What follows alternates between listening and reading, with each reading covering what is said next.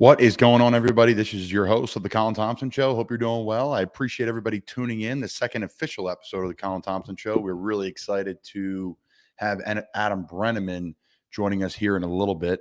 But before Adam gets on, I'm going to talk about a few things. And before that, I'm going to talk about our friends over at the Original Fudge Kitchen. There's going to be some people we're going to talk about today that are going to deserve that fudge from the Original Fudge Kitchen,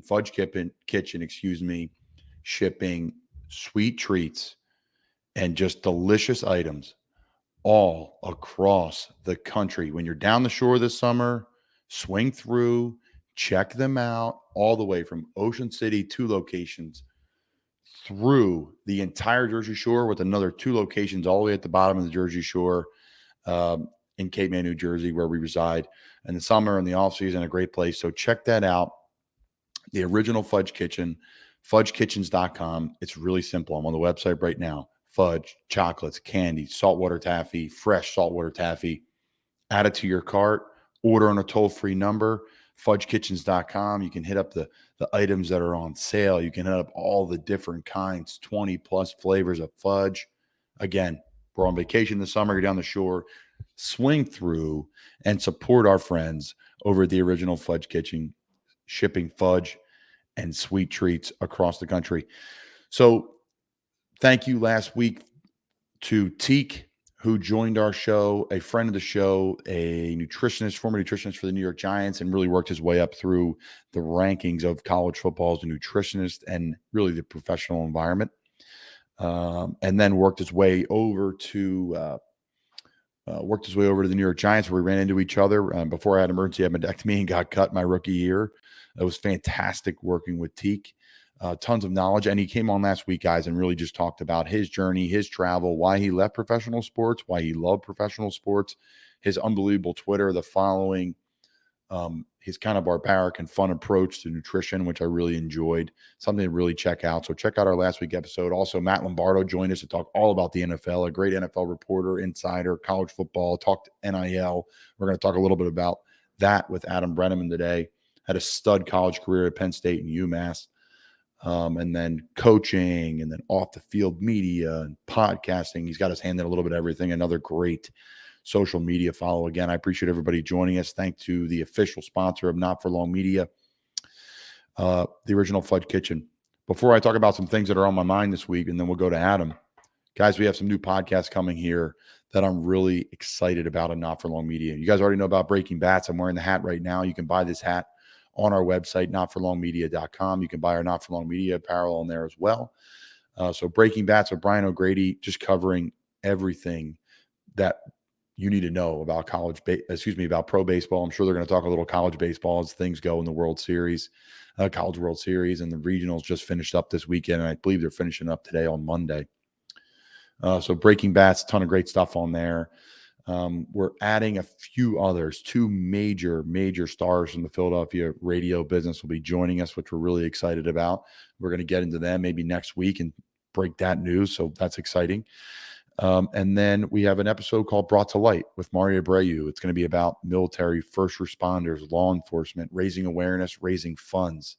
And Mario's going to be bringing to light a few different things when it comes to the military world in that capacity. We did our episode 0 the other day. I really think it's going to be a podcast that you really enjoy. So our podcast family is expanding here. By the end of summer, we'll have 4 or 5 podcasts here at Not For Long Media, including the Colin Thompson Show. So lots of fun stuff there. So there's a few things that I saw this weekend, and instead of the fudged up moment of the week brought to you by the Original Fudge Kitchen, I'm thinking about these are people we should be sending fudge to. Like, these are people that are doing the right thing, and we're going to send out some boxes of fudge, not literally, but figuratively, because we care about these people and we like the decisions that they're making. We'll send them a box. So first off, shout out to Gator football.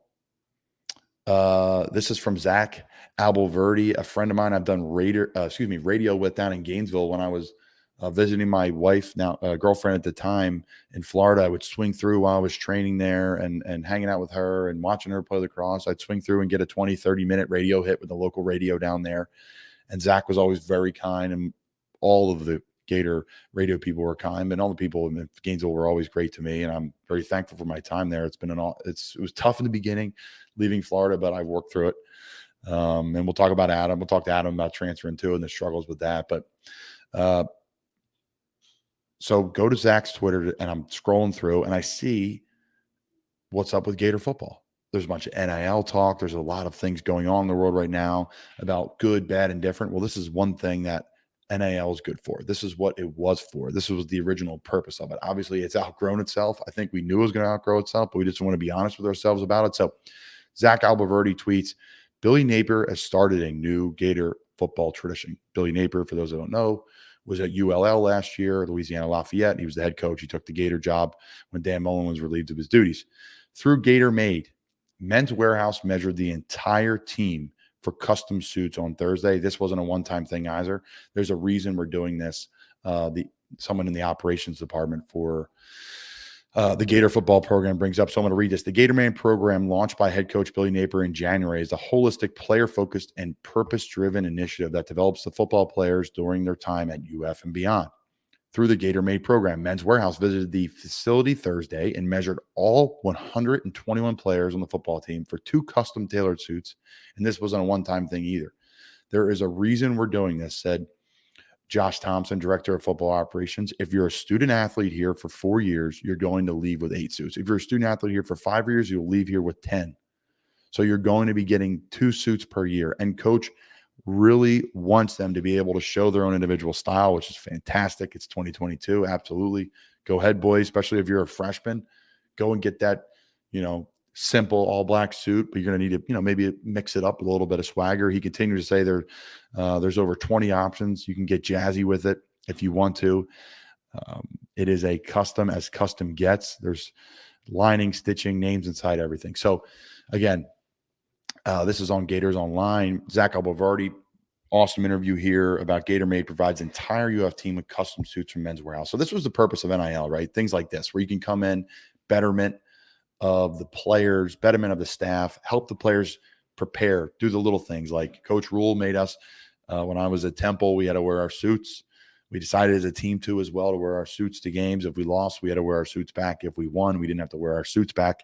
And it made you think ahead a little bit. That's just more than football. So you're not the guy with the wrinkled jacket on the flight on Saturday getting ready to board the plane, or Friday getting ready to board the plane, excuse me. So it made you think ahead. It made you dial in on, okay, I got to get my stuff dry cleaning on Tuesday. You got to do the process it takes to be a normal person in business for a big meeting you have coming up the weekend. So I do think it teaches those things. The problem was Jeremy Scott and our department believed in so much neck strengthening exercises that no one could button their top button by the beginning of the season and the end of the season. So that was a problem in itself. And that's an issue with Jeremy, who we had on the podcast before. So we're sending a box of fudge to the Gator football program and Zach for an awesome article, and really just a cool thing Florida football is doing. I love that. It's a fun way to say, hey, listen, guys, we're going to dress up and wear suits to games, because most guys roll their eyes now and they're like, I don't want to wear a suit. It's not 1996. But it's a great way for the guys to invest in themselves, get a couple dress shirts, get a couple ties, mix things up. So props to Gator football. Great article, Zach, and great job on Billy Napier and Men's Warehouse. I'm sure they worked out a little deal with that one. So I digress. Okay, someone that we are the fudged up moment of the week for me, and we really haven't talked about this on here lately. And that's the Arizona Coyotes. And again, we can talk to Adam about this too. He coached at Arizona State. He's lived in Arizona, and everyone knows I'm a huge hockey fan on here. And the Arizona Coyotes, under a new deal, the Coyotes will play the next 3 seasons at Arizona State University's new multi-purpose arena. And they'll have an option for the 25-26 campaign there as well. Long-term venue isn't ready. If a long-term venue, isn't ready by then. So 5,000 seats pretty much. And this is off CBS Sports. This is not breaking news. This happened a month or 2 ago, 2 months ago, whatever it was. 5,000 seat stadium for an NHL franchise on a college campus. So the fudge up moment of the week obviously is on the Arizona Coyotes, but we're going to send them a box of fudge too, because there's some awesome news out of that, situation. So this is from Front Office Sports. You guys know I love them. Tempe City Council has voted to open negotiations for the Arizona Coyotes' $2 billion arena and entertainment district. 3.4 million square feet, privately funded, 16,000 seat arena, retail, restaurant, sports book, hotels, apartment, offices. The city meeting lasted 8 hours, again, from Front Office Sports. So we'll send them a box of fudge. They've rebounded for being the fudged up group of the week, and that's the Arizona Coyotes. There's a lot to digest here, right? Because the Coyotes have had some success. They rebranded themselves from Phoenix to Arizona's team.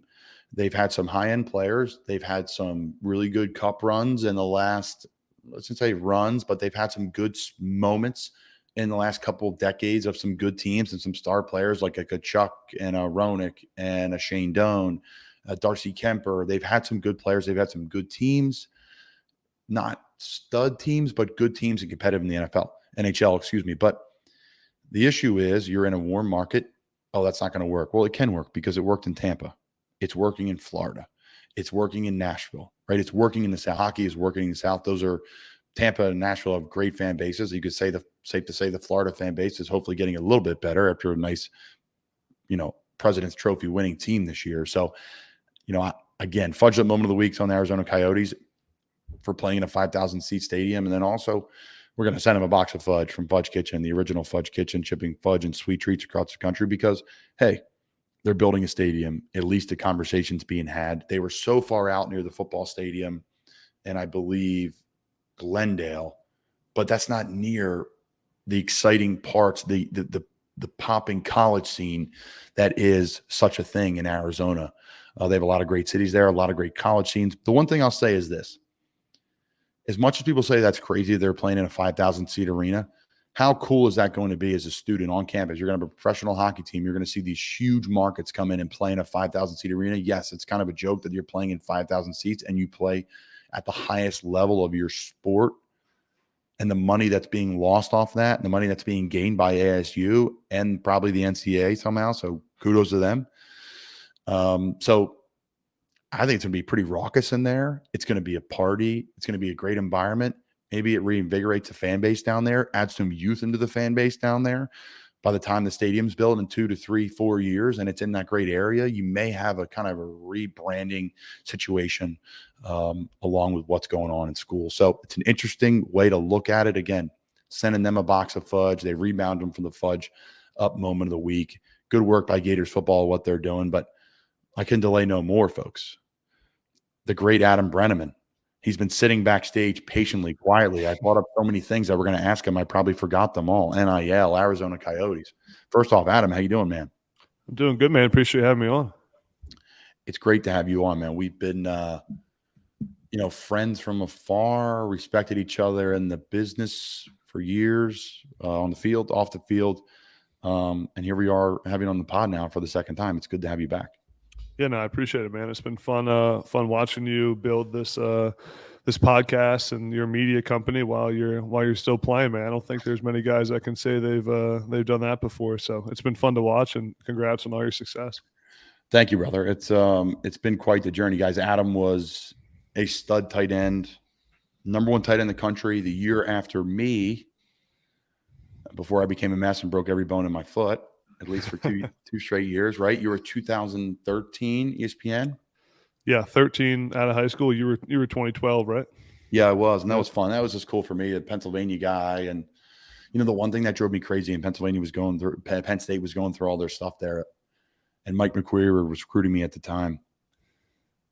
They offered like 6 tight ends outside the state before me, and that destroyed me.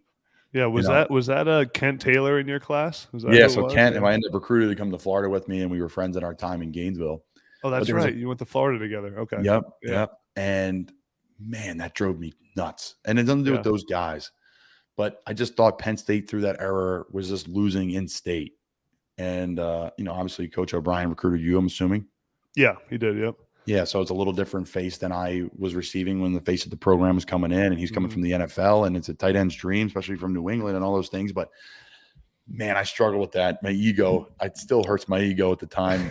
I was just like, why not? We just played in Hershey, Pennsylvania. Urban Meyer was on the field, recruiting all of our guys after the game, and he was at Ohio State. But Penn State was in a tough time too. So they really did the same thing with me. I feel like Penn State just with the old staff under Joe Paterno, they were just kind of hesitant to offer the in-state kids because they thought we were going to commit right away, so they wanted to be really sure. So when I was getting recruited, I had offers from everyone. Man, I had offers from Ohio State, Notre Dame, and Penn State had not yet offered me. And they made me come up to camp. Like you said, Mike McQuarrie was my recruiter. He threw me a bunch of passes at camp and had a fun time. And they ended up offering me right after that camp. But yeah, they made me work for it, where everyone else just called and offered right away without ever seeing me in person. So it was, yeah, Penn State like to play the waiting game. Yes, they did. Yes, they did. And you had an excellent career there, 3-time All-American throughout your time at Penn State and UMass, transferring to UMass. This podcast, we can dive into a little bit of it, but there's so much to tackle about what you're doing now. But talk about the transition of the good days at Penn State to things are falling apart to, oh, I'm an All-American now again at UMass, another school, and then the NFL and the Senior Bowl and all the things in between. Yeah, man, it was a whirlwind of a college football career for me. And as you alluded to, I went to Penn State with some pretty high expectations, and was highly recruited and highly ranked coming out of high school for whatever that's worth. And went to Penn State and had some success early. Had a freshman All-American season. And it was actually going into my second year there. I fell on my left knee in a spring practice, kind of a funny way, swelled up, but kept practicing on it for the next couple of weeks, and ended up getting an MRI on my knee, and they realized I had chipped a piece of cartilage off my left knee where I was bone on bone. And it was a pretty small piece of cartilage, but it's funny. The doctors at Penn State were kind of like saying it may not be a big deal, but I had sent the MRIs to a doctor at home who I knew to get his second opinion, and he was like, "This could be an issue long term for your career. Like this isn't a good issue in your knee." Long story short, ended up needing a surgery, missed 2 seasons in a row at Penn State, and that's when I ended up kind of deciding if I was gonna, I kind of briefly retired from football. I stopped playing for a few months. I left Penn State, got my degree, and then transferred to UMass. Left Penn State not really knowing what I was going to do, and then ended up going to UMass as a grad transfer, and had 2 really good years at UMass. Was an All-American 2 years in a row, led the country in receiving 2 years in a row at tight end. Caught a million passes. Didn't win a lot of games, but caught a lot of passes. And that's always fun. I was the opposite. Right? My last 2 years at Temple, we won a lot of games, and I caught like 8 passes. So yeah. Yeah. No, it's I think I would have rather had the winning, but no, it was, thought I was going to get drafted, and but my knee that originally I hurt at Penn State with the cartilage damage was slowly deteriorating. By my final year at UMass, I was getting Toradol injections before every game, and this is all of just falling on the ground.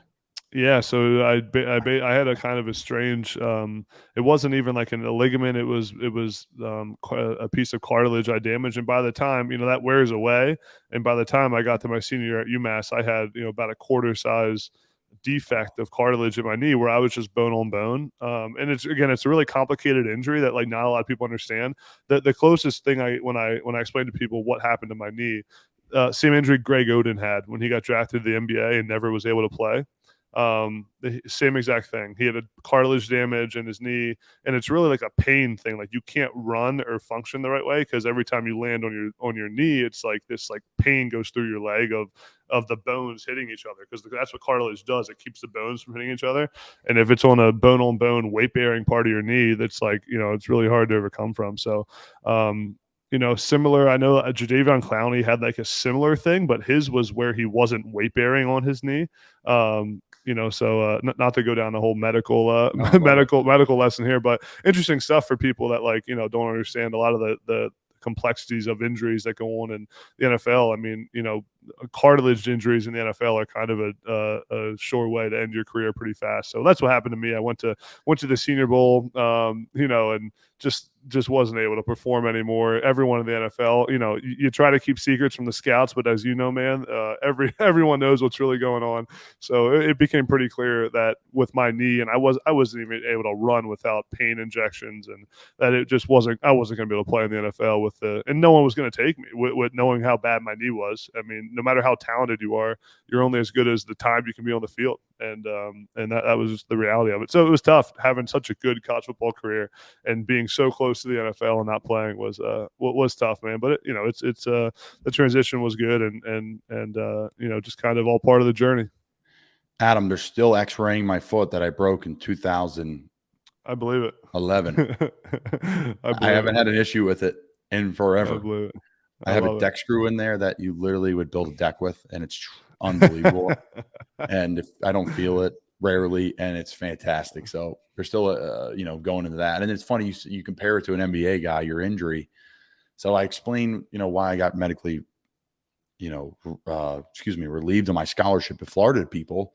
And it's kind of an interesting thing. Oh, that's, you broke your foot, you broke your other foot. Well, what was really it? Well, really the straw that broke the camel's back, and there's some politics in there, as you know, was I had an navicular stress fracture on the left foot, and that's the Joel Embiid injury. So all the limiting time that Joel had over the last, the first, I'd say 4 or 5 years of his career, now he's become MVP form, and he's had strength, and I feel the same strength. I'm definitely not MVP of the NFL by any means or the NBA, but I'm feeling the strength in my foot for the last couple of seasons, and I've been able to put together healthy off seasons and seasons, which has been fantastic. But it was funny that you draw the two things together. I do the same thing all the time and kind of paint that picture for people because everyone kind of cringes. You're like, oh man, he was a great player, but couldn't perform when you're talking about Odom, right? He was a stud. He had the hand problem too, but man, he was fun to watch. Let's go back to Penn State. You're talking about you finished school. When I was at Florida, they told me I was done there and I had to transfer if I wanted to play football again. I let it rip, man. I let it rip. I had a great time. I had a ball. I ended up just first meeting my wife in that stage. I wasn't the best student by any means. Notable on here. I've talked about it on there before. And then I went on to Temple and I graduated in 3.5 years, and everything ended up being just, okay. But there was bumps along the way there. You're done at Penn State as a football player. That transition into NARP life, non-athletic regular person life, is a struggle for me. At least it was. What was it for you? And then what was the moment you were like, you know what, I'm still going to give this thing a run? Yeah, it was. So when I left Penn State in that would be 2016, I believe it was. I wasn't really sure what I was going to do. I thought I was done playing football. It's funny, man. I thought I was done playing, and back then was still, obviously the transfer stuff has changed a lot since the days of, back then I there wasn't even a transfer portal back then when I transferred. And so I remember when I left Penn State, my dad had said to me, like, you should get what's the word, like where they clear you or allow you to, like, you get released from your scholarship at Penn State, like, so you can transfer if you want to. It's not even a thing anymore, but that used to have to ask to get relieved from your scholarship if you wanted to transfer. So when I left Penn State thinking I was done playing football, my dad kept saying to me, you need to get your waiver. You need to get your waiver from Penn State so you can transfer. And teams will not talk to you until you get that waiver. Because I was like literally calling all the guys that recruited me when Florida's like, you're done playing. And I came up and I was like, all right, I'm going to go back and play football again. I want to play in the NFL. I'm going to continue. I was calling coaches like, we cannot talk to you until you clear that waiver. Yeah. I'm like, I'm transferring. It's over. Here's the paperwork. They're like, nope, you need the waiver. So that paints a picture of what Adam's talking about. Exactly. Yeah. So my dad was saying you should get your waiver from Penn State. And I was like, I'm not playing football anymore. Like, I don't need my waiver from Penn State. Like, I'm not going to transfer. And my dad kept saying, like, you may want to, like, give another shot in 6 months. Like, you're going to want to have that waiver. Ended up not getting the waiver or whatever, and started working. I was actually working in politics for a little bit in 2016 for a guy I knew who was running for the state Senate, and took my mind off football completely. And it wasn't until my high school quarterback is a guy named Andrew Ford, was a big-time recruit in the 2014 class, went to Virginia Tech, ended up transferring to UMass, University of Massachusetts.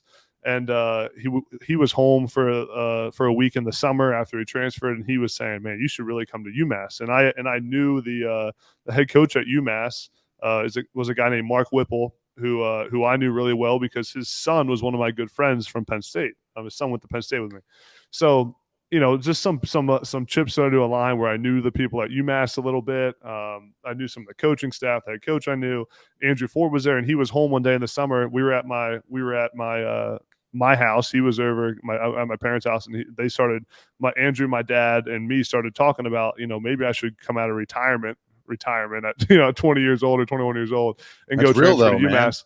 That's No, real. so we're sitting there, and again, I'm in the middle of working. I'm getting paid a salary. I think I'm never playing football again, and that they bring it up to me, saying we think you should give it another shot, and I was like, well, my knee doesn't really hurt right now. We go to a local field and go run routes the same day, and I run around a little bit, catch some passes, and literally the next day I called Mark Whipple, the head coach at UMass, and said, hey, I think I want to come out of retirement and come to UMass. He didn't believe me. He was like, dude, are you sure you actually want to do this? And in the meantime, as you know, I had to call James Franklin at Penn State and get although they thought I was done with football, I had to get my waiver. Coach Franklin was kind of like, hey, like, why don't you just come back to Penn State? Like, we'll have you back here. And I kind of wanted a fresh start. So I started that whole process. And a couple of days later, took an official visit an official visit to UMass, and was there within about a month, and had to quit the job I was doing and went back to college life. So I wasn't ready to wear a suit every day yet at that point. For the kids that will listen to this podcast, there is a million ways to skin the cat to get to the same way. And nobody, unless you are a unicorn, and Adam and I have played with unicorns before, have a clean slate all the way to the top. I had zero adversity in football until I broke my foot after winning a state title, after playing in the Under Armour American game. And I thought, it's a broken foot, no problem. I didn't realize what I was in for. But it has helped me, and I would not be going on my 6-year professional football without it. The ball bounces a different way for everybody, but that's how it is. He just said he worked in politics, hung up put the pen down, put down the laptop, and said, all right, I'm going to go strap it up and then become an All-American. So that's credit to you. That shows the type of player you are, the type of person you are. But it is constantly, and I know you mentor some young kids too in the football game world too. I'm sure you have. Obviously, you were a coach at Arizona State, coaching tight ends there, doing a great job last year. We could transition to that because there's so much to tackle there. What was college coaching like? It was exciting, man. I mean, same thing, same kind of scenario, story of how I got into that. It was just people, connections you have, relationships. I got a call one day from our my strength coach from UMass, a guy named Joe Conley, was and still is the head strength coach at Arizona State. And he calls me one day, and again, I'm working, and my football career is over. It's now actually over at this point. I'm working in Pennsylvania, and he calls me one day. He's like, hey, our offensive coordinator and our head coach, Herm Edwards, are looking for a graduate assistant that could coach the tight ends, because the way they structured the staff, they needed a GA to coach tight ends. He's like, they've interviewed a couple of people, don't like anyone. Would you want to talk to our OC and the head coach about it? And I had known Herm Edwards a little bit because he coached me in the Under Armour game, as you just mentioned. He was the head coach in the Under Armour game. So he was my head coach too. Yeah, so I said, why not? Never really thought I was going to coach, but I said, why not? Interviewed with the OC over the phone and offered me the position the next day, and I was just like, I'm 24 years old. Now's the time to do stuff like this. So I went out to ASU and ended up getting promoted to tight ends coach within 10 months of being there, which was super exciting. I was 25 and the tight ends coach at ASU, and was the youngest Power 5 position coach in the country. It was sick. I mean, it was awesome experience. I mean, to be around some legends. Yeah, Marvin Lewis was on staff at ASU. Herm Edwards, obviously, just a really cool staff to be a part of. And it was cool. It was a different experience. It was just having to remember all the stuff that goes into being a college coach, recruiting your own roster now with the transfer portal, coaching, and making sure that you're detailed in every part of what you're doing as a coach, just because, especially being a young guy, is, you gotta earn the players' respect. And if they don't think you know what you're talking about, if you lose their confidence, you got no chance, especially being a young guy who was 25. And, we had our senior tight end was 23 years old, 23 years old. So it's there's a different relationship there, and it's a positive and a negative. So it, again, just learned a lot. And I enjoyed it. I mean, Arizona is a great place, as you know. Arizona State's a great university and kind of in a hotbed of like, if they can figure it out, has a chance to be, really good. It's a place you should be able to recruit to. I mean, what young kid doesn't want to come to Tempe, Arizona, Scottsdale, Arizona for college? So I had a great time, learned a lot. And it'll always be something I look back on and feel like I learned a lot and got a lot of good life lessons out of, and grew a lot during that time. You were sitting in the background while I was rambling on about the NHL, like I do every week as the viewership goes down, but I don't care. I love the NHL. I love talking about it. Can a hockey team make it in Tempe? Yeah, there's been a lot of talk about that around here. So my one of my good buddies out here is a big hockey guy. So I'm not really a big hockey fan, but I've now like started to hear about it a lot. And yeah, I think like you said, what a cool experience for like the college kids to have a professional hockey team playing on campus, and as you mentioned, maybe a little bit embarrassing for the Coyotes to be playing at the ASU stadium, but it's I think it'll be a really cool experience for everyone in Tempe. And again, as you mentioned with the location, like no one's going out to wherever the heck the Coyotes stadium was or arena was. 45 minutes from downtown. I mean, yeah, it's not even in the realm of like things that you want to do. And I think the new one's going to be that they're building is going to be in Scottsdale, which will be really cool. To have this one in Tempe, where you want to be where the action is, obviously. And I've been to Suns games, Diamondbacks games, all in Phoenix and in the cool area. Those are get big crowds and are really fun things to go to. So I think the Coyotes, by making this move and then hopefully in the future, when they finish the construction on their new stadium and being in Scottsdale, will start to be more of like a center point of town of, that'll start to be a staple going to Coyotes games. And I listen to Spit and Chicklets, and they always talk about it on there. And there's a hockey podcast with Barstool, and we'll digress and we'll move on to something else in a minute here. But there are Austin Matthews, top 5, top 3, top 2 NHL player. Plays for the Toronto Maple Leafs, huge brand. He's up for a contract. He was born and raised in Arizona, so it's going to be interesting timing. How that all works out. I funny Austin Matthews story. I mean, not that funny, but for one of my first days out here in Arizona, I went out with a bunch of guys. We go to walk into some bar in Old Town Scottsdale, and sitting there is Austin Matthews, and like they're all like everyone's like freaking out that it's Austin Matthews, and of course me, like I had no idea who he was. Started talking to him, and throughout the whole conversation, I had no idea who he was. And after all the guys were like, dude, that's like the best hockey player in the NHL you're hanging out with. I had no clue. That tells you how big of a hockey fan I am. But they're not that big of guys either, right? So exactly, you can tell in football, like that guy's a linebacker, guy's a safety, that guy's definitely a tight end. Yeah. Right. And we're going to get into the top tight ends all time here as we move through. I transition. Love it. Brennaman shows up.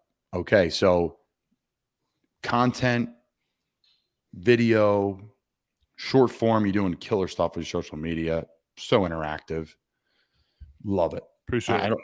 Yeah, you're killing it, man. I don't know where to start in this, but there's so much to unpack with this. I pulled up your guest list early. You have an awesome guest list, and you're doing some unique stuff. Like you're really talking the draft prep with Kenny Pickett. Excuse me here. I'm ill prepared, even though I thought I was.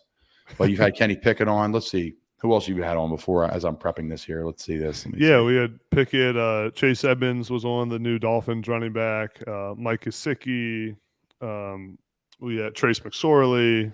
Trace. Obviously the Penn State guys. The Pat Fryermuth, tight end for the Steelers, came on. He's a stud. Yeah, it's been fun. I actually just filmed an episode with Jared Goff in Detroit, so that's going to come out in a few days here. So you're flying to these locations 9 times out of 10. It looks like. It depends. So I normally try to, if I'm going to be in a location, prior, obviously from a call standpoint, try to like Mike Gesicki, he was actually in Scottsdale. A bunch of those guys came out here and we did a golf weekend. We went golfing with some of the Penn State guys. So got to filmed that one in Scottsdale. I mean, I got to do one with Amani Oriarie, the star DB for the Lions. I happened to be in Fort Lauderdale when he was there, so we got to film one. But for some of them, like with Kenny Pickett, I had to, I made my planned a trip back east, around doing the Kenny Pickett interview. So Yeah. for me, it's really I viewed it kind of as an investment and growing kind of my personal brand and my following. It's something that I wish I did more. It's sweet that you're doing it now when you're playing. Like, I wish that I posted and built and produced content more when I was playing, because as you know, man, like after you get done playing, it's harder to like gain followers and people care about you a little bit less when you stop playing football. So it's like, I kind of wish I did it before, but now, just from TikTok and Instagram and just building that platform and just kind of seeing where it goes, and seeing does it lead to broadcasting opportunities? Does it lead to more shows? Does it lead to, brand deals? I really view it as like everything I post is just an at bat to, who's going to see it, who's going to like it, and it's been pretty cool, the opportunities that have come up, and I've met some really awesome people, and just, hopefully just keep doing it and kind of see where it ends up. But it's been fun. I appreciate the kind words about it. It's a fantastic show, and you're just keeping the doors open, right? I think that's what I'm doing. What if you're a young person in this profession is doing to some extent, either putting money in your pocket and or all the above, right? It's a business opportunity. It's an at bat. I've had a lot of at bats, but it's only been probably 7 years of them, right? That's not what it, in my opinion, it's taken me a long time. From grinding and doing pregame Eagles shows and postgame Eagles shows. Yeah, you've done it all, man. You really Dude, have. It's been a heck of a grind, man. Leaving youth football practice early in Cape May, New Jersey, to drive up to Philly to do a Thursday night football pregame show. It's been fun. Yeah. I just decided to keep busy while I was out of playing, and this is why NFL stands for not for long, and that's where I was born when I got cut from the Giants, and this is like the 5th version of it. But we're here. We're having fun with it. Now it's the Colin Thompson show under Not For Long Media. So it's been fun. It's been a grind, and we have a great team that's, that props me up, that allows me to do it, and they do a great job. And it's, win-win for everybody. Like you're saying, you're like, hey man, I'm in South Florida. You can plan your vacation now. You're going home to see mom and dad. Boom. Right. Hey, Kenny Pickett. What are you doing? I think that's always cool, man. So exactly. Yeah. Brennaman shows up. I love what you're doing, guys. Check it out.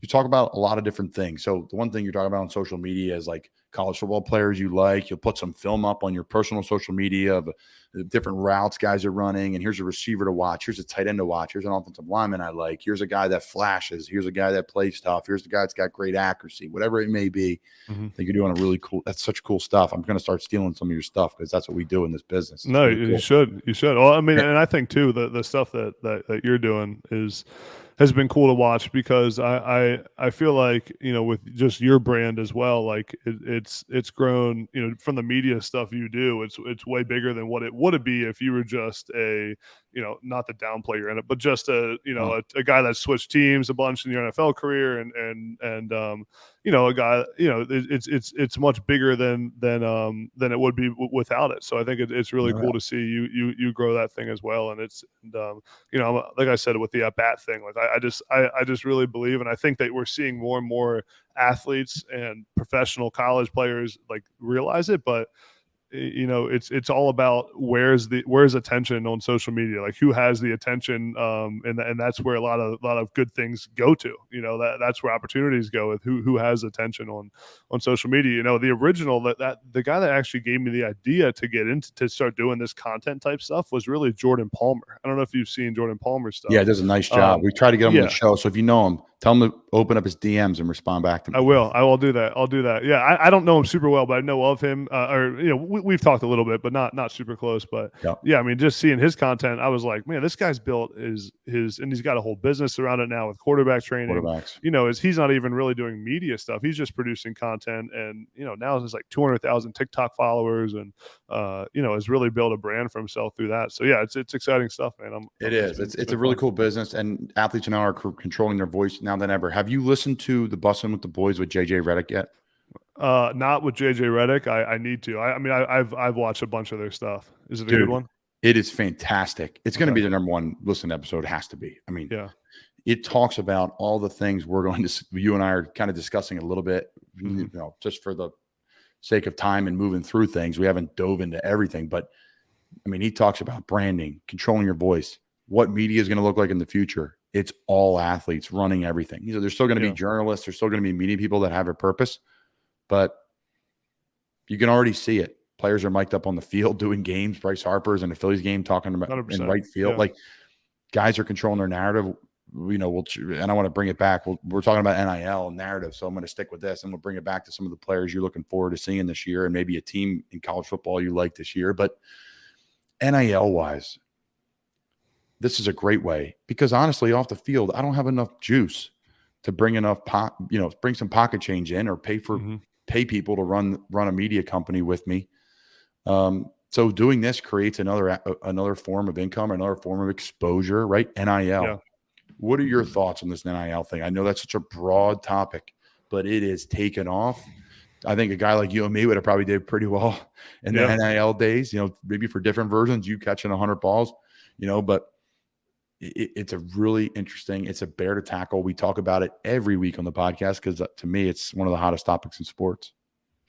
Yeah, it's a topic that I've kind of really started producing a lot of content around too, just because it's so interesting. And I'll say this, and I always preface when I go down this path with, I've been a big advocate for a long time.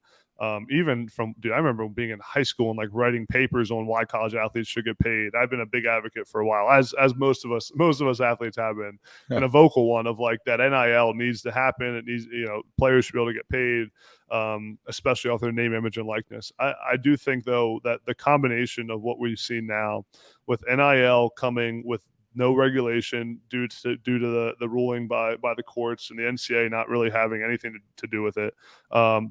With that happening, with the transfer portal being at the state it is, where players can enter the portal and go play at other schools, also being able to play immediately at another school, and then combined with just where college football is as a business and as a culture right now, of the high stakes, the win at all costs, the 10-year, $100 million contracts for coaches. The combination of it all has turned NIL into something that I do not think is what it was intended to be. And I don't think it's good for the sport. And I think it's turned into inducements to get guys to go to different schools disguised as NIL. And now that's a whole other conversation of, should there just be paying players to come to your school? But that's different. But when people say, what do you think about NIL? I like NIL, but people are doing inducements and pay for play, disguising it as NIL, and trying to run it through the legal or the channels that are allowed in college football. So that's the difference. I think people debate NIL. Like and I'm always debating of, like, I'm always saying, well, what was NIL intended to be? Like when it got passed by the courts, or whatever the exact ruling was, that it had to go into effect. The intention was that the quarterback could go do a deal with a car dealership and get a free car. It was that, as a tight end, I could go to the steakhouse downtown State College and get $10,000 to do a bunch of social media posts for him. Like real market value, what value I'm bringing to the business. Not, I enter the transfer portal because the school I'm at's only giving me $100,000. The collective raises a bunch of money through a nonprofit entity and tells me that I'll get $1 million for 3 social media posts and an autograph signing to go to their school. Like, that's not real market value. That's not NIL. That's pay for play. And that's kind of where the difference is. And again, I love NIL. I'm a big advocate of anything that's like legit and not just inducing players to transfer schools, because that's not sustainable. So articulately put, 2 separate things. I love that. And we will reference you and use that on the pod because it's so true. One's free agents frenzy. One's a trade deadline frenzy, right? With cap instead of draft picks. It's, hey, someone can offer you more money down the road. I don't blame the kids for it. Don't hate the player, hate the game, man. Yeah. Don't hate the kids for it, because what would you do? I think it'd be hard for me. I think the one challenge I would like the kids to do is like, okay, what's the best for you? So when I was at Temple, Coach Rules got interviewed at Missouri, and he was gaining traction as a coach. Obviously now he's head coach of the Carolina Panthers. He's one of the most well-known and successful coaches in turning college football programs around. He turned around Temple, which was no bueno, and he turned around Baylor, which we all know was no bueno. So there are 2 places that are really hard to turn around, and he did that, and I think good things are to come. I said it before. I think Coach Rule's going to live out his whole 5-6 year deal in Carolina. Plus, I Can't say enough good things about him. I've been with him, and I've been with other coaches too, and I can tell you he's the best out there. So at least the guys that I've been around. But there's so much to unpack with it because it's two separate beasts, and it's pay for play, it's free agency. There's so much to do. So I appreciate your thoughts on it, man. It was so articulately put. And I appreciate it. We'll see what the future is of it, because Yeah. I think it's great for a guy to help mom and dad out with bills. I think it's great for dinner. I think it's great for a guy to make $100,000 over 4 years, 500 G's in college. Well, what if you get benched? What if you're not playing? What if you get beat out? I think there's so many different aspects to it. Like,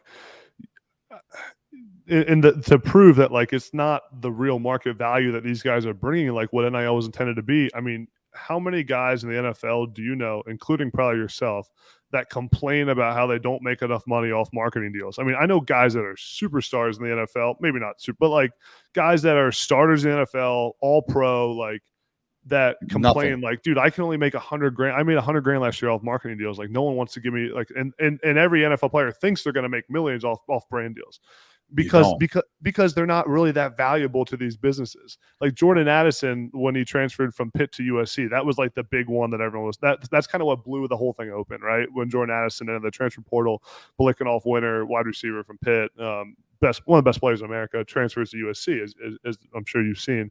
Yep. And everyone reported that he had like a $3.5 million NIL deal on the table from USC. And again, like that's what kind of blew the whole thing up, in my opinion. But I said too, if I was Jordan Addison, I'd probably be doing the same thing.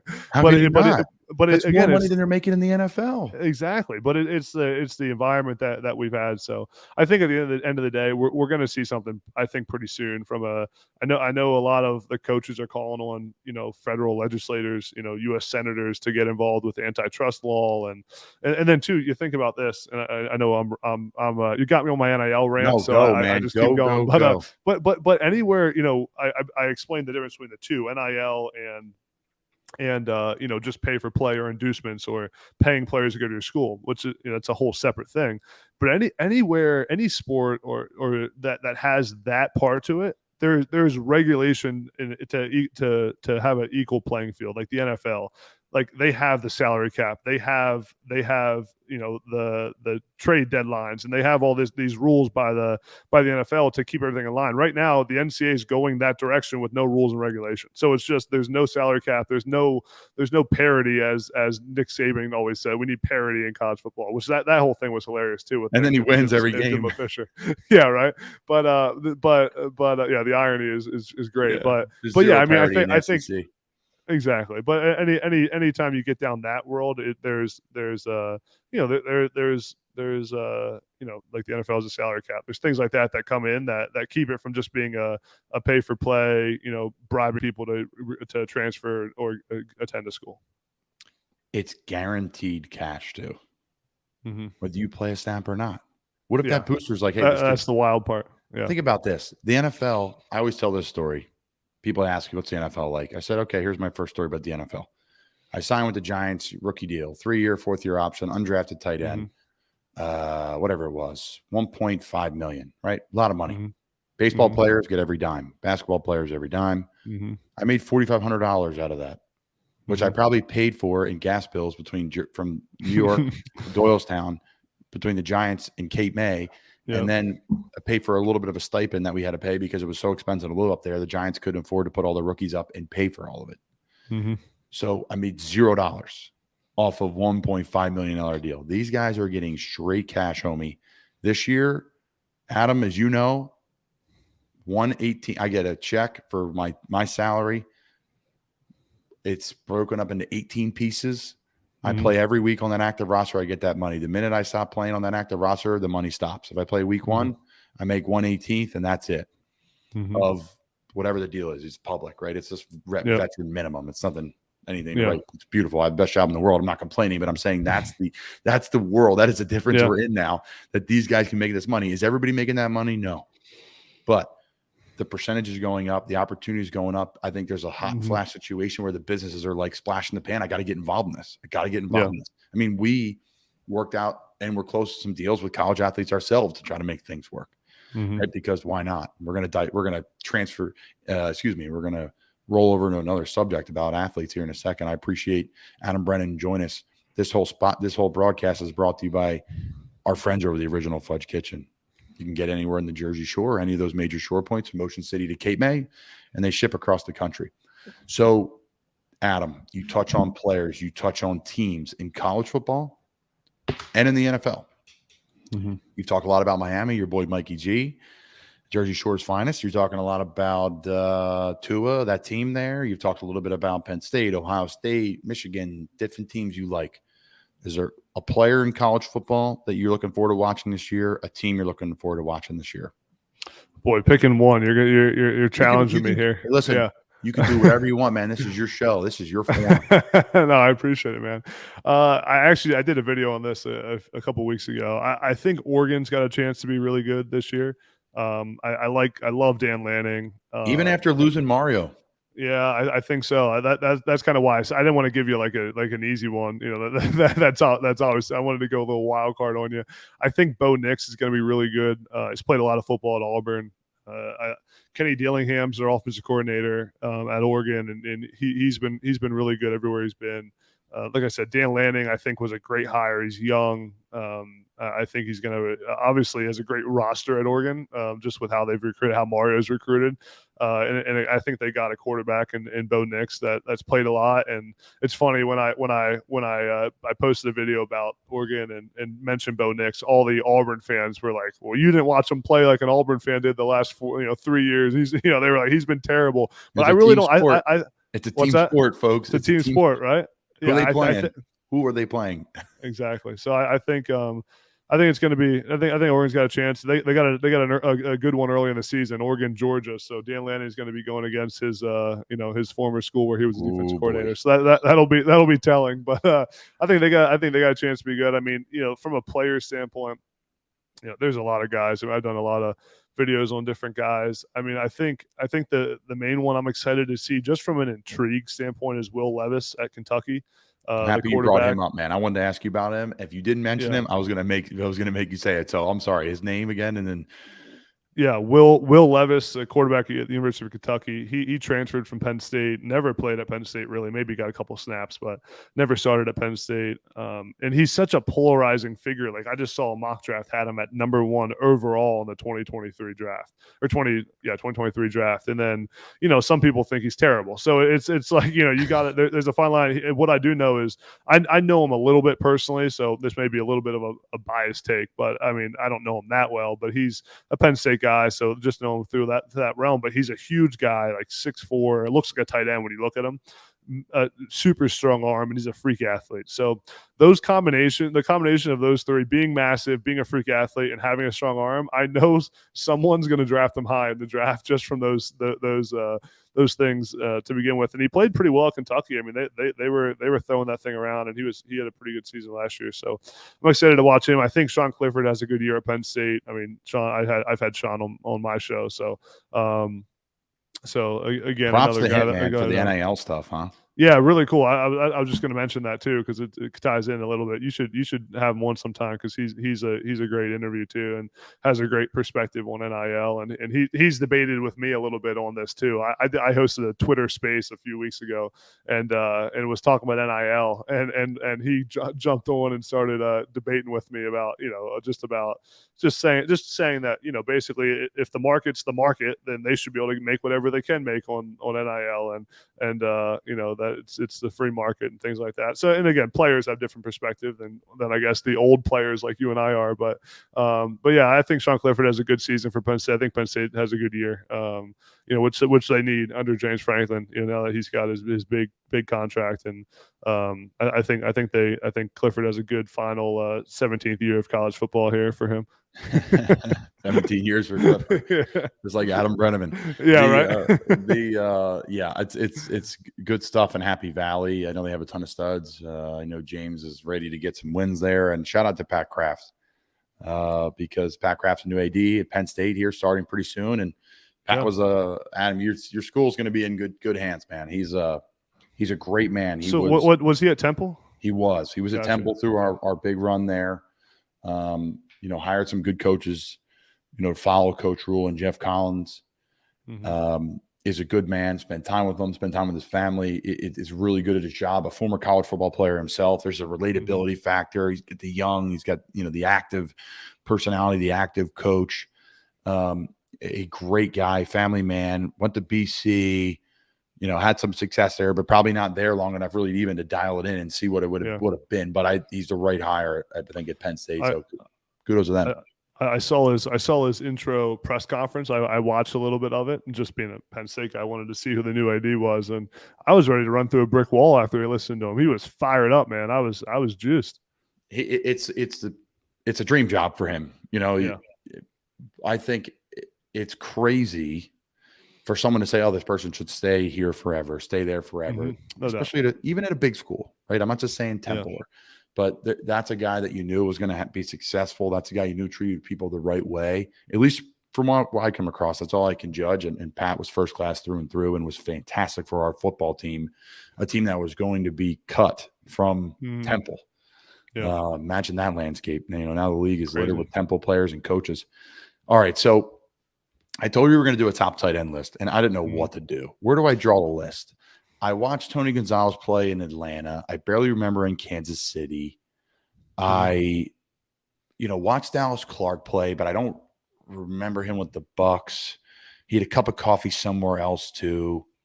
Like, where do I draw the line? We draw a line of stuff that you and I grew up watching. To me, Jason Witten's the most underrated NFL player of all time for the consistency, the length. You've talked about Witten before on your pod.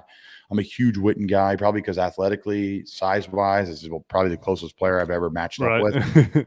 So I'm drawn to that. I've always been drawn to him. To me, I'm just gonna name some names, right? And here's the group of the guys that I remember growing up watching, being dominant, sprinkled in with our group now. And this is in no order, folks, because I don't want to hear about it later.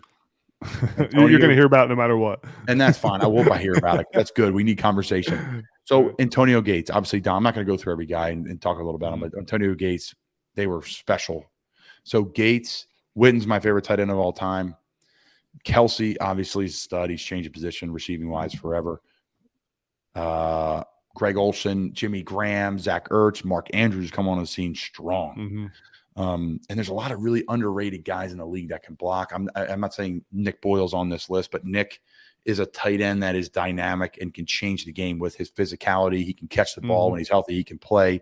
Chris Manhertz and the Jaguars that nobody knows about and they should know about. I'm not saying Chris is not a stud. Not a let me get this right. Chris is a popular player in the NFL from the players in the NFL because everyone knows who he is.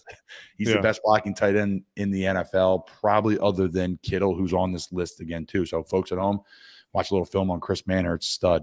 There's a lot of underrated guys in the league. I think Ian Thomas here in Carolina is extremely underrated. He's signed a nice little deal. So again, my list, a group of guys: Gates, Witten, Kittle, Kelsey, Olsen, Jimmy Graham, Ertz, Mark Andrews, Waller. There's a couple guys currently that I'm missing on that list too that I think are really good players. Your buddy Kazicki's a stud. But the best tight end, my opinion, all time, over the old heads that I left off this list, is Rob Gronkowski. It's not even close, folks. Nobody can block like that, run routes like that, be dominant for decades like that man has. He is unbelievable. The beating he took, the way he pushed through, the way he runs, how big he is, how physical, the run game, everything, one-on-one, fade ball. He does everything. He does absolutely everything. I think Kittle, if played in a different offense, he would be used like that. Now he's in that offense, and he still has a ton of success because he's dominant in everything, and he's so good. Kittle is so good, folks. I watch him every week. I watch the first half of their game. If I can get to the second half, I will. But in my week prep for the week before, I watch the Niners tape and I watch Kittle and their tight ends do things. I take something every week, and it helps me be successful the next week. I'm already doing it right now. I'm trying something in the offseason that they do with their footwork pre-snap, and I'm adding it into what I'm doing now. So that's kind of my list. That's kind of my group. There's definitely some guys I left off that are currently in the league, but I kind of slapped it together here right before we got on, and Witten's extremely underrated, but Gronk's the best of all time.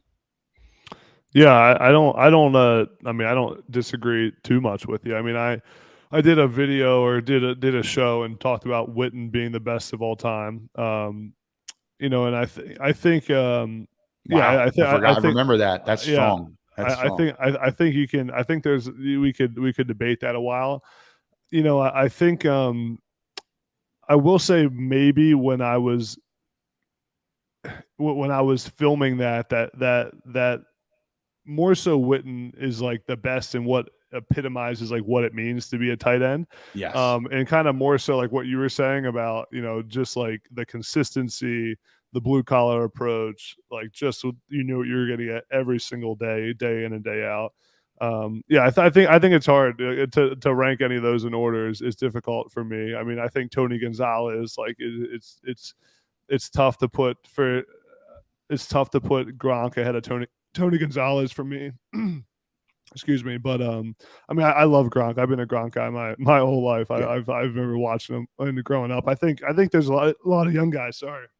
And for me, though, as you clear your throat here, like Tony's on this list, right? I was Googling like top lists of all time, and there's so many guys. There's Mark Bavaro. I mean, but this is like, again, it's debate of Michael and LeBron. It's debate of Bird versus Magic. Like, right. And Bird versus like Klay Thompson and like all these different guys. Like it's different eras, there's different games. Like if Steph Curry went back and played in like the 90s, he would be the greatest basketball player ever. He would destroy these guys. If Michael Jordan went back and played in the 50s, like it's not even the same sport. The sport is different. You can't compare them. So again, I grew up watching Tony. Tony was so good.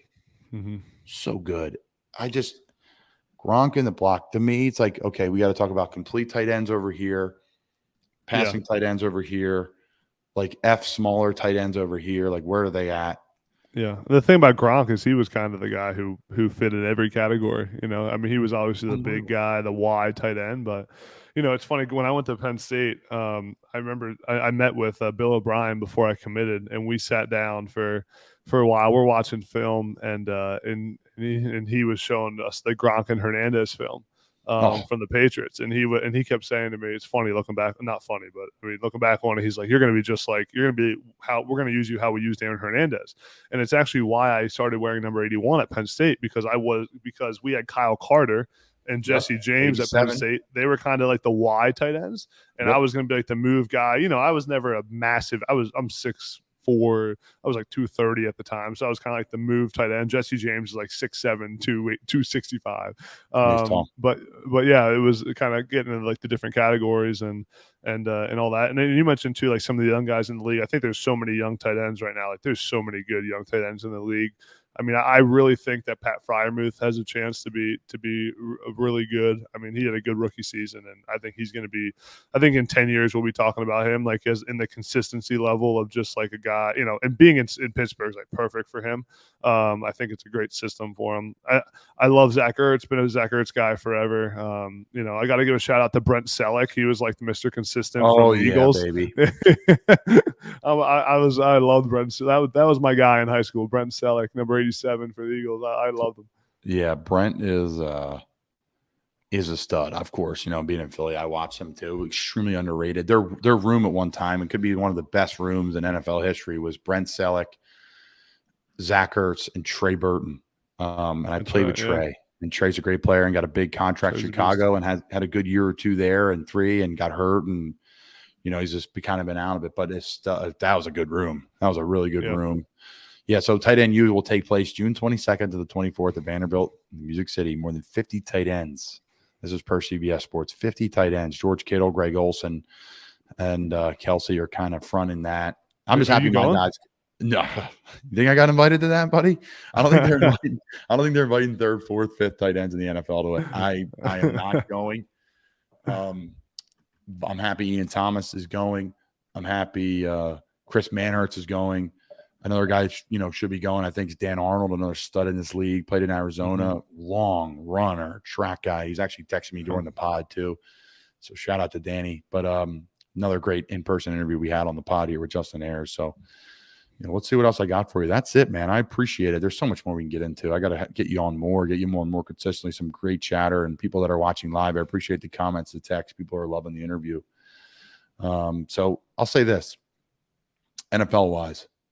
a team and a player you're looking forward to watching this year, and it could be your buddy Mike Gesicki. I think, I'm sticking with the buddy train. I've been throwing out some homer picks on all the players. I think Hollywood Brown's going to have an unreal season with the Cardinals. I think he's going to be really good. I think Tua's going to have a good season. I did a video the other day, and I said I'm officially on the Trevor Lawrence for MVP train. I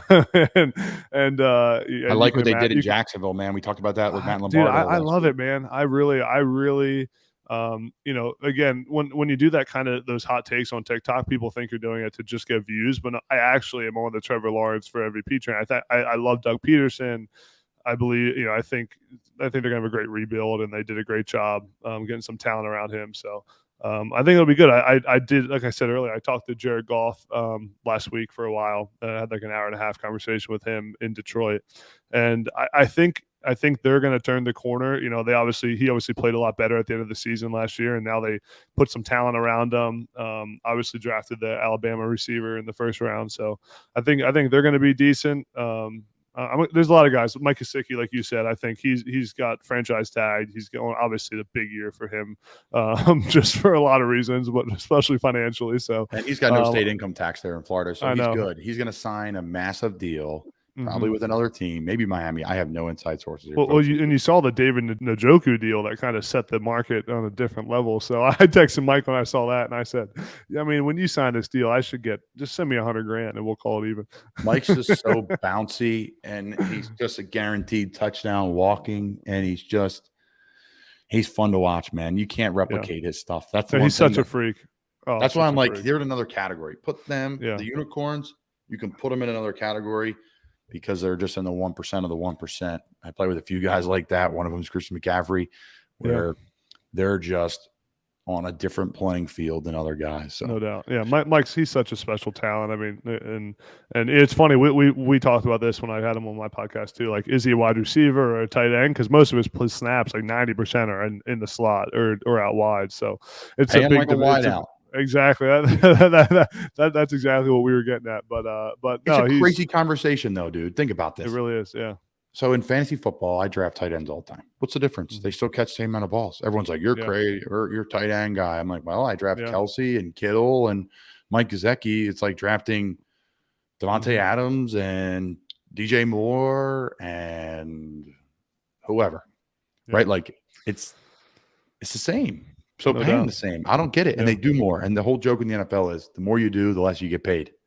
Right? Left tackle set left all day long. They get paid the most money. Tight ends, block, run, catch, this, the other thing. Especially a guy like Kittle. Now he made a ton of money.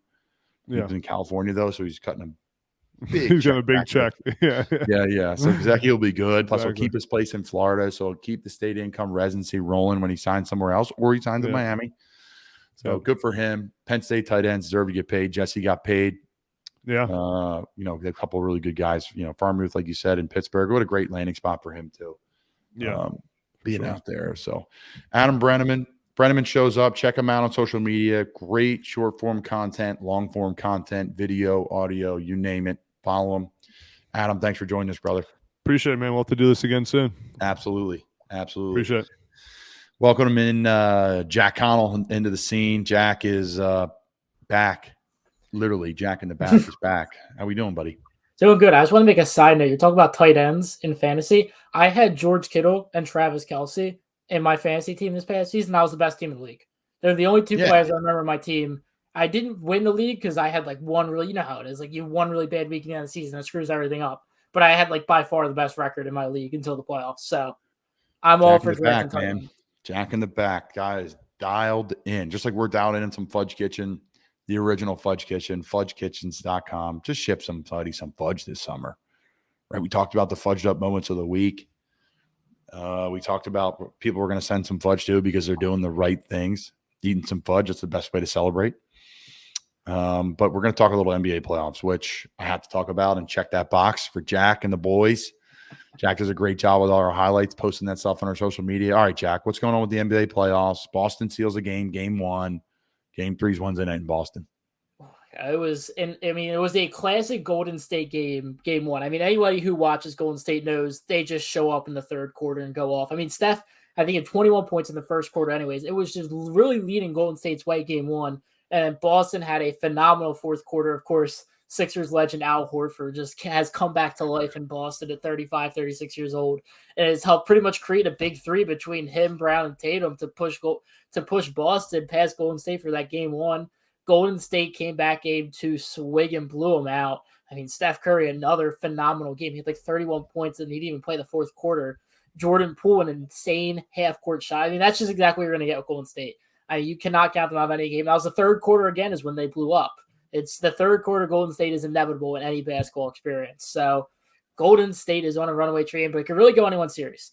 I mean, they always say it's not a series until someone steals a game on the road, which Boston has done. So now it's a question of, is Golden State able to take one back at TD to make it a 2-1 series? It's going to be interesting to see what things happen. I think it really could go either way. It really could. Boston is back in the finals, which is huge for the NBA, and it's huge for the city of Boston. I mean, that place is going to be crazy, right?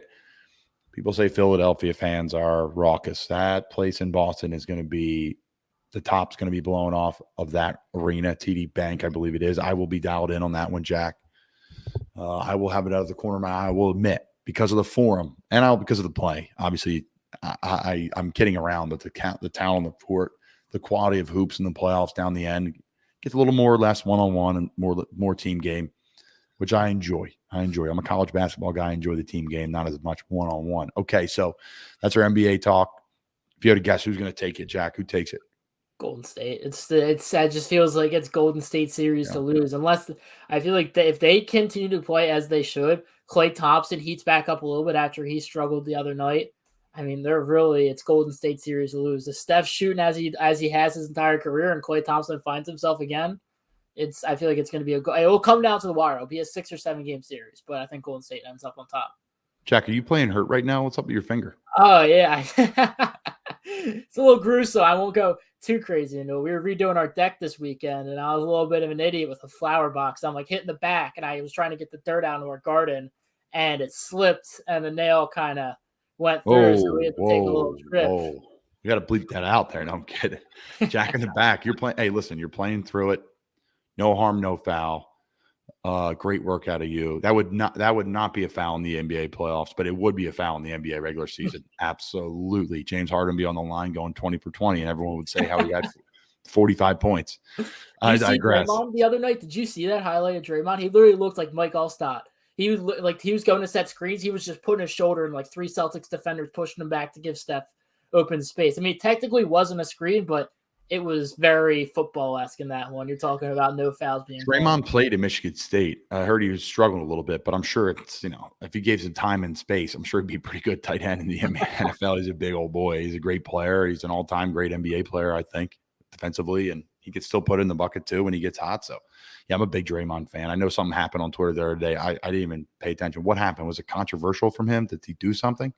Oh, it wasn't even about, it was something about Steph Curry. He said Steph drew more double teams than KD ever did. And KD was just like, I drew more double teams. And then at the end of the day, we love each other. Like it wasn't very. This is why I'm out in the NBA. Come on, guys. And here's the thing. If it was the only show in town, sure, I watch. But come on. The NHL playoffs is going on. You think those guys are, Connor McDavid is a better player than McDavid, all these different. Come on, Jack. I'm a little bit disappointed in that series. I'm a bit disappointed how Edmonton's been playing. I had higher expectations. We transitioned to the NHL playoffs. I had Avs in 6, Tampa in 4. You had Tampa in 4. Who'd you have? Oilers in 6. So you had the Oil in 6. So listen, the Avs are about to sweep them, right? And that's just how the cookie is crumbled. I don't think it's right. We knew the Oil didn't have a ton of depth, but the Oilers have a ton of top-end scoring, and they have willed their way in, and their depth has showed up a little bit, right? So they've made it to where they needed to go to check that box, I think, to say, okay, we had a great year. We didn't win the Stanley Cup, but we got the Western Conference Final. We lost to the best team. That's probably going to win the whole thing. So I think what's happening is probably right. Looking back at it, kind of the proof was in the pudding there. So Avs probably sweep or at least win in 5. And then Tampa, oh boy. So series is 2-1. Game is Tuesday night in Tampa. So you think Tampa's going to rock the house, a great fan base, again, in the southern market. We were talking about that earlier with Arizona, Nashville, Tampa, and hopefully down in Florida and Fort Lauderdale, they can grow that a little bit better, a little bit stronger. So we'll see what happens. I still am a Tampa fan. I still think they have the best team when it comes to responding. They've had the most experience with it. They have a ton of studs. So I think Tampa's going to come back and win. What are your thoughts, Jack? I think Tampa does come back and win too, but I think Colorado is going to win it all at this point. I don't know if that's just bias and it's Edmonton being my team. It's like, oh, whoever they lose to should win it all. But it's just they have seen McKinnon has just been unreal this postseason, start to finish. I just don't think there's been a better player on the ice this postseason in the entire league than McKinnon. And here's the thing. If the Avs sweep, this Tampa series is probably going to go 6 or 7. So they're going to have at least a week. Oh, yeah. And people say, Russ, that's the whole thing. It's late in the year, man. Get your body right. Get some sleep. Go out there and put your best foot forward. You know, you may be a little rusty in the first game, but you'll be better off game 2 through 7 because you had that rest. So we'll see what happens. I appreciate Jackie jumping in late, coming back on the pod. Best producer in the game, setting this thing all up for me. And our whole team is fantastic and Not For Long Media, the Colin Thompson Show, Breaking Bats, Brought to Light. We've got a couple things coming. Like I said, by the end of summer, we're going to have 4 or 5 pods, which is really exciting for us here. And Jack, I appreciate you coming on, man. Adam Brennaman was fantastic. I thought we were going to do 30 minutes with Adam. We did an hour with Adam. And he is, he's a star, in our little realm of media guys that are trying to make it in the young media world, in the world of sports and football. And follow Adam. We appreciate your support of the Colin Thompson Show. Jack, thanks for coming on, brother. And I hope everyone enjoyed the episode. Hope everyone has a great week. Summer is kicking off. And thanks for tuning in.